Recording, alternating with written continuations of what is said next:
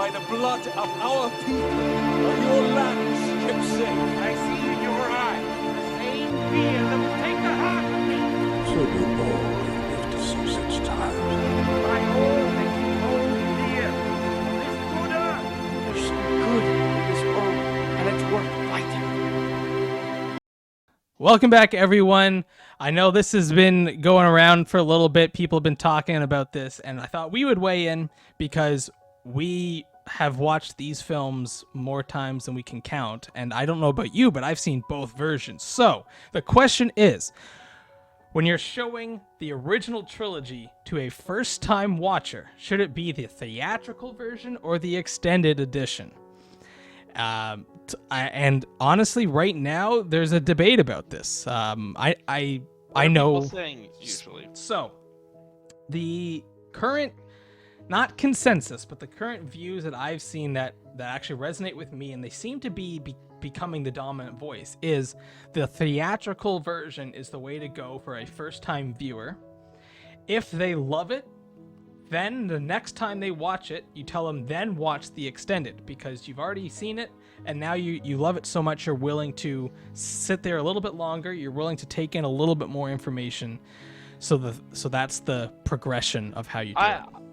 I would say extended only. Really? But pace it. You don't do it in one sitting. Like, No. Spread this out. Yeah, so I preface, I don't think any of this should ever be done for a first-time viewer in one sitting. It's way too much. Yeah.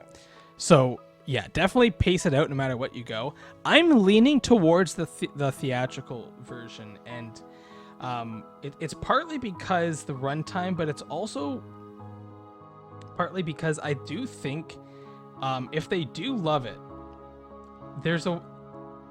there's nothing for them to go to if they've already seen the extended. You know what I'm saying? So, like, once they see the theatrical and they've seen all three now, and they're like, "Oh, that was really good," you know, I'm happy with it. I'll definitely watch it again. The next time they watch it, you can say, "Oh, hey, check out the extended edition. There's some interesting other additions to it," and that gives them some place to progress to. And then See, I don't even remember what the difference is. I know. I don't think you've seen the theatrical. Maybe that's what we should do. I have seen the theatrical. Well, obviously you've seen it when we went to the theaters, but I'm talking about, like, do you own a theatrical I guess you do, but have you ever put it in? I actually don't have a theatrical version of The Return of the King. Really? I do have theatricals of the first two. Well, you have to come over. I've got it in 4K. We can sit down and watch it. Well, it's actually, I remember you and I doing this before when we used to go and watch these movies together. There'd be scenes where I'd be like, "Oh, what's that?" Because I only ever had theatrical. And so you showed me the extended versions for the first time, and I was like, "Oh, that's new. That's new." And you're like, "Really? That's new?" Because then without that, you don't understand where they got this rope from. I was like, I never did. And the horse Brago showing up to save Aragorn. I recall you said that they don't really introduce the horse; it just shows up randomly, doesn't it? Yeah. Yeah. So there's a lot of stuff that doesn't seem to make sense. Yeah, or how do they get on those ships? Like, you know, like anyway, we could do this all day, but like the point... they don't show that either. Wow. Nope. So there's a lot of moments where if you're watching the theatrical, do people watch the theatrical come out confused or no, it's too good. See, that's the beauty. That's the beauty of the theatrical is that it doesn't matter how they got on the ship. That's not the point. The point the point is they use their ghost army to somehow get on the ship, but the point is that they arrived just in time to save Minas Tirith. That's all. You don't need to know how they got on the ship or where the rope came from. I just assumed that Galadriel gave it to him. See, you miss Peter Jackson's cameo. You do miss Peter Jackson's cameo there. You do see it in Fellowship and where is it in Two Towers? I forget where it is in Two Towers, but I think you see it in Two Towers as well. But you do miss it in Return. So so it's interesting, because I'm curious. I kind of want to see you watch it the theatrical version, because I think you will have a lot of moments where you're like, oh, they just cut right to here. What happened to this scene?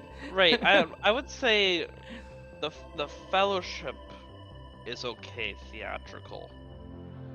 I still prefer extended because you get more Hobbit stuff. Oh yeah, like okay. For the record, my preference is extended when I watch, but But yeah, I can see why like maybe a first timer would not need excess Hobbit stuff in the beginning. let me tell you something. The first timer do not like extended for the Fellowship is brutal for a first timer. I know I love Hobbits too, but most people do not want that. they cut out the part with the hair, Galadriel's hairs being given to Gimli, which I would have to say I don't even think I appreciated that enough in the extended. Because wait, I think that part is in the. So I think we see it on.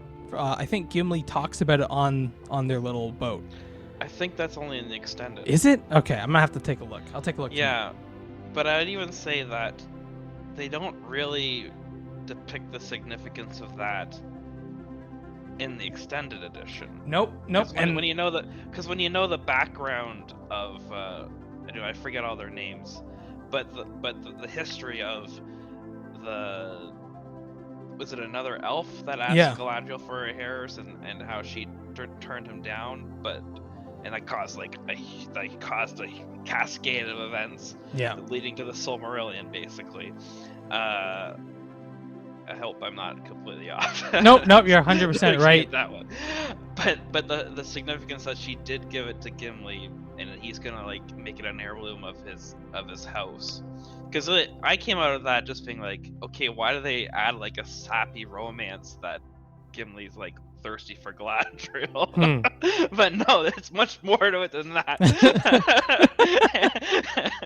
So, but anyway, I don't think you need that necessarily in the the version of the movie. So so I think Fellowship for sure you could probably show them the theatrical. But I don't know if Return of the King makes any sense without giving them the. At that point, they might. Who wouldn't want to see the because the extended edition of Return of the King's battle scenes, isn't it? Or I mean, there's definitely some extended battle scenes, but there's also some scenes where like. Did they cut is Grond in the theatrical version? There's definitely chanting in the theatrical, but it's not nearly as much. But some of the scenes that you might not pick up on because they're almost just part of it for you, is when Frodo and Sam are using their magical rope to scale the mountain.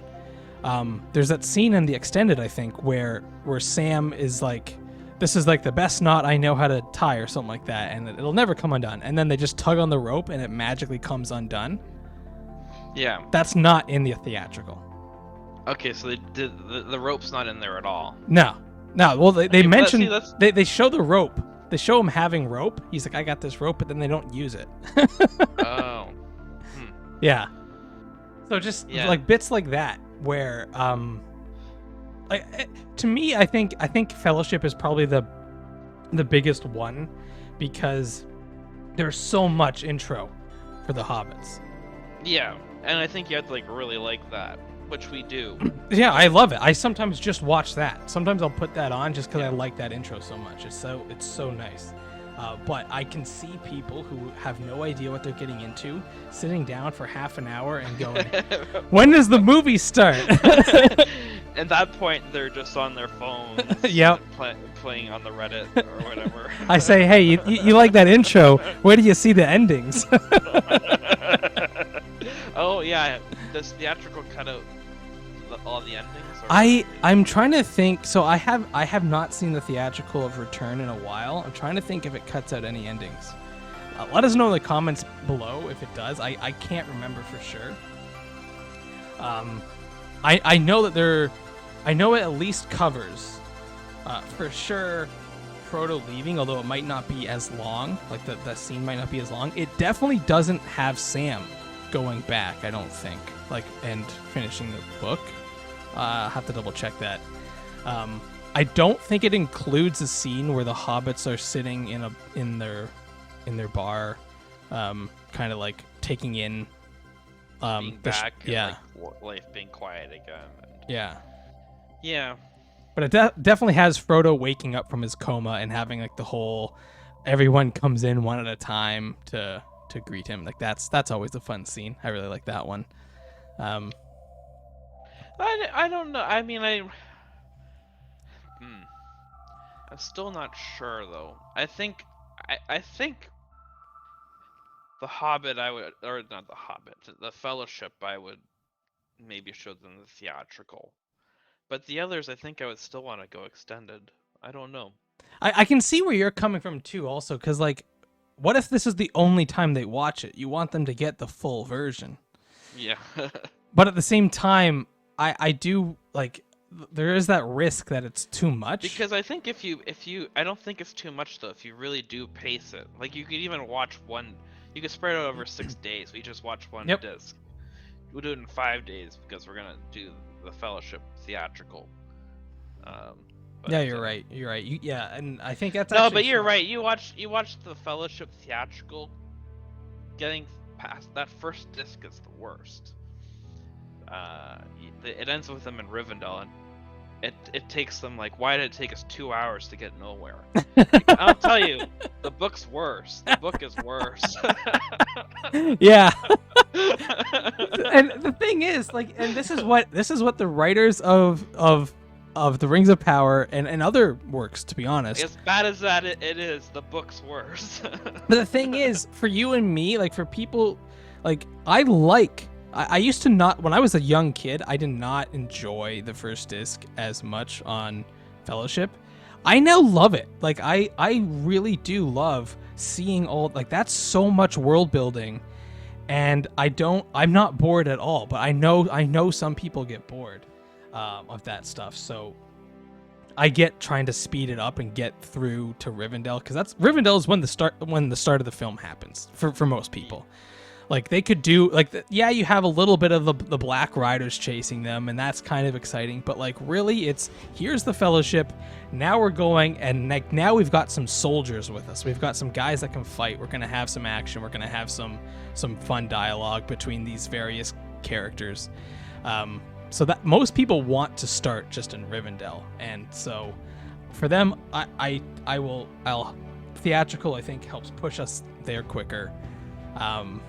But yeah, so yeah, it's interesting to hear. So yeah, you still want to go with the extended for both Two Towers and for Return. I'm still torn. I don't think the extended footage makes the story drag in those two, the same way it does in Fellowship. I think you're right. I think at that point, if they made it through Fellowship and they didn't bail out, then I think you're okay to show them the extended. Yeah, I see what you're saying. So you're right. Like once you've made it through Fellowship, and if you're like, hey, do you want to watch the second one, like down the road? I think if they say yes, you're right. Maybe you can then bump it up if they're willing to take that extended edition. Because like each one adds what, like 30 minutes? Well, no, Fellowship has 30 minutes. I don't remember the others, but like, it's almost like an hour for Two Towers and like an hour and a half or 2 hours for Return of the King. It's a lot longer. Holy crap, you're right. So I'm looking at it right now. So theatrical version of, you're right. So for Fellowship, it only adds an extra 30 minutes. But for Two Towers, so the original runtime, the theatrical version is 2 hours and 59 minutes. Which is long. That is a long movie. It's 2 movies. Like people want to do that in 2 sittings. And that's theatrical. Wow. That's theatrical. So the extended is 3 hours and 43 minutes. So it's an extra 44 minutes? Yeah, extra 44 minutes. And then for Return, the theatrical of Return is 3 hours and 20 minutes. And the extended is 4 hours and 11 minutes. So it's another 50 minutes. About 50 minutes. So if you add all the extended up, like you're getting into hour and a half, close to 2 hours of additional info. So that's, I think, so what you were saying is like, if you go to say to someone, okay, you've seen Fellowship, do you want to put in Two Towers? And then you tell them that it's 3 hours and 43 minutes. You're definitely going to have to break that up. Like, there's no way a new person can watch that movie for 3 hours and 43 minutes. I'm trying to remember, where does disc 1 end on Two Towers? See, I don't know. It all just blends together. I don't watch them in two. No, I sometimes do. I'm sometimes watching with people who... Well, because I do know Fellowship first disc ends in Rivendell, and then Return of the King, the disc ends as Grand is coming out. Oh, okay. But I don't remember where Two Towers ends. Yeah, I don't know. I'll have to take a look. I mean, either way, you can always stop it at like a nice stopping point, because there are some key moments that you can, even if you only get like, if you get through like 75% of it, you can always stop, and then now you have to look forward to the battle scenes coming. So yeah, I mean, I'm still torn. I think I'm leaning towards the theatrical for all of them, but I can see what you're saying. I mean, for you and I think, like, you know what I've not done is I've not sat through the commentary very often. I think I've only sat through... I don't know if I've ever done the commentary. I've done most of the I'm embarrassed to say I haven't watched all the bonus discs, but I've watched most of them. I think I've seen a bit of all of them, but I have not... Yeah. I haven't sat down to watch the full commentary, because there's multiple commentaries, but the problem is, if I'm watching them on my own, I can do that, but normally when I'm watching them again, someone's like not seen it and wants to see it or something like that, and then I don't want to have commentary. They need to see the film for the first time, so I just sit there and watch it with them for their first time, and I hold my tongue. I don't talk about anything. You don't talk about how Aragorn broke his toe. Sam stepped on some broken glass. So this is like an additional bit here right at the end. When you're watching with someone who's never seen the movies, I know it's hard, but should you not add that bit to it? Should you let them just experience it? I think you can add it, because it shows like this is something you're really excited about and into, and that might get them into it too. That's fair. Unless this person hates you. That's fair. To be honest, it is hard. Like I've definitely been saying stuff when I watch it for when people are watching for the first time. Heck, when people are watching it for not the first time, I've been saying stuff and they're like, I know. I'm like, oh, well, I just wanted to say it. Did you know that this scene was the last scene that Legolas shot and then he broke his bow in it? Did you notice that Legolas doesn't say a single word to Frodo?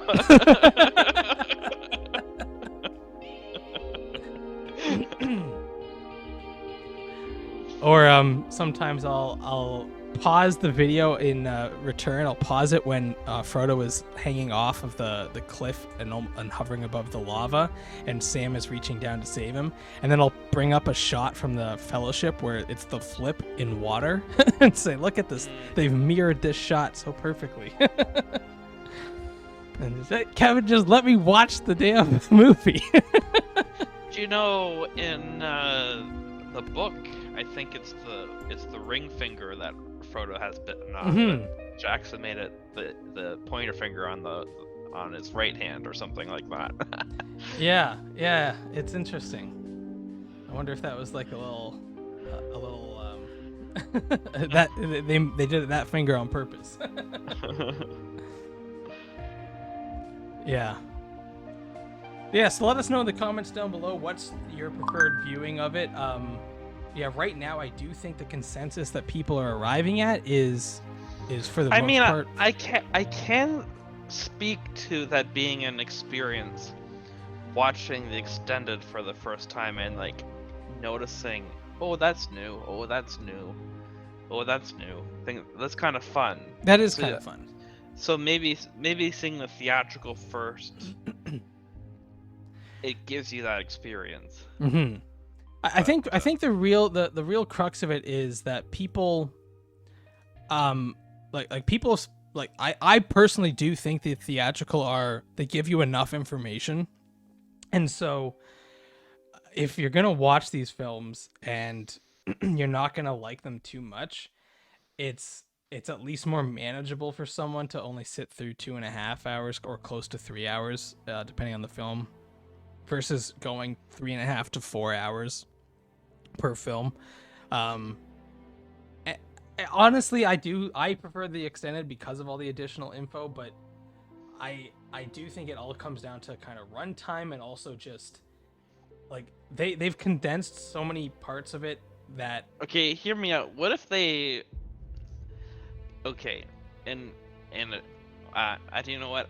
I wouldn't want this, but okay, you know how in The Hobbit they turned one book into 3 movies? Yeah.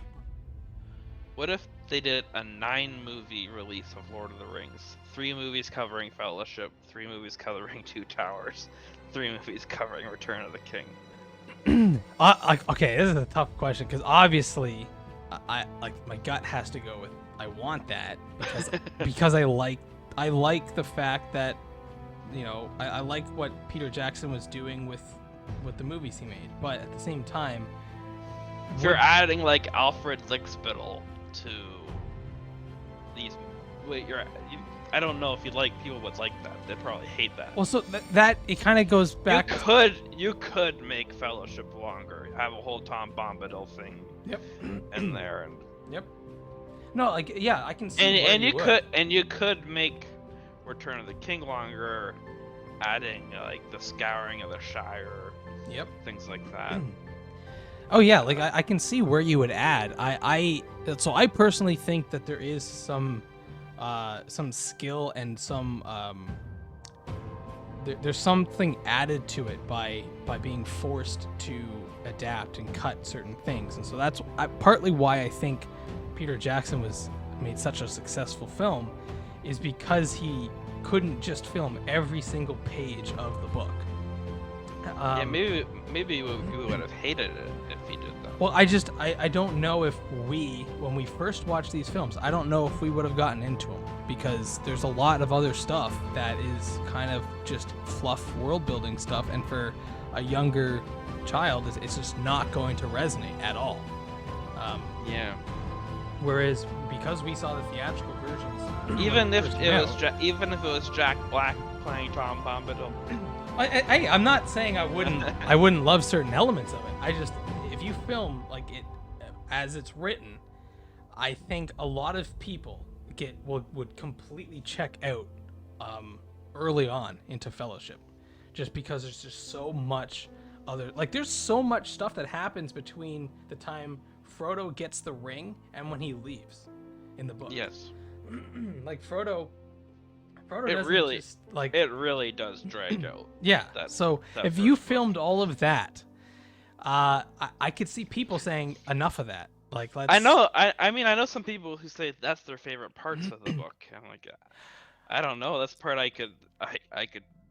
It's unreadable to me. Well, so the thing is, and it's funny you say that, because I also know that you like the intro to Fellowship in the extended edition, which I know. Which other people say is unwatchable to them, and I think it just kind of goes to because we appreciate the story that Peter Jackson's telling. I just think the Old Forest stuff really drags out. Yes.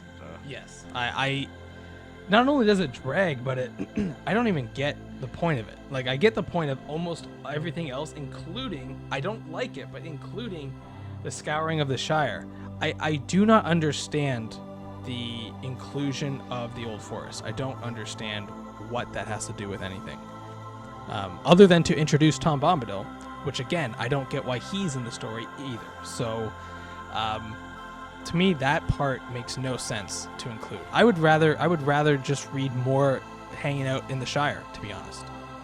Even though, like you said, it drags. So, I think you and I are just more visually inspired, like because we got Jackson's version of Lord of the Rings when we were young, and we now we can now see the themes that he presented to us. I actually did get a bit of The Hobbit first.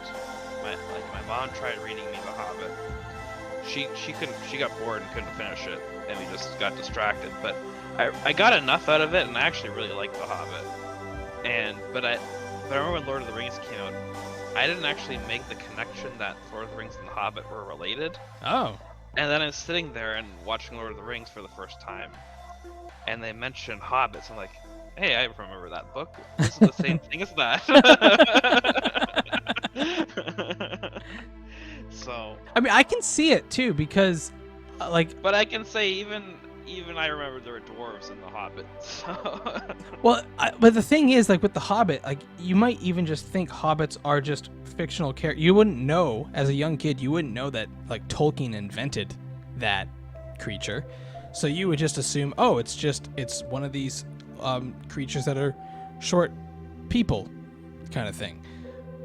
And so I could even see someone watching this and not even making the connection that, this is set in the same world as that book that I read. Because I've read some fantasy books around the time of watching Lord of the Rings, and they have all sorts of different terms for hobbits and stuff. They usually include like dwarves and elves and all that stuff, but then they'll because Tolkien kind of invented hobbit, they'll use some other word for it. And so that's when I finally picked up, like, oh, like people just keep changing the words for the same creature, which is a hobbit, which I always found interesting. But yeah, so I guess that wraps this one up. Let us know down below. We'd love to hear from you guys, and definitely within the next couple weeks, we're gonna do a video reading some of the comments, because we've got some comments recently, both praise and some negative ones, and I always find it fun to respond. I don't read them. Well, I mean, the thing is, it's sometimes interesting to see. Obviously, some people are just trolling us, but it is interesting to see the discussion and how some people interpret certain themes that we've touched on, and whether or not, like for example, like whether or not they're important enough to include in something that you're adapting. Right? Because there's a lot of themes that are at play in Tolkien's work, and how much of them and which ones you pick and choose. Did Peter Jackson pick the right ones? Did Rings of Power pick the right ones? That kind of stuff. It's always interesting to hear how other people, what they prefer, like what their standout themes are to the work. And it kind of gets me thinking, like, I have my own interpretation of the story, but other people are going to see things in a different light. And that's very interesting to me.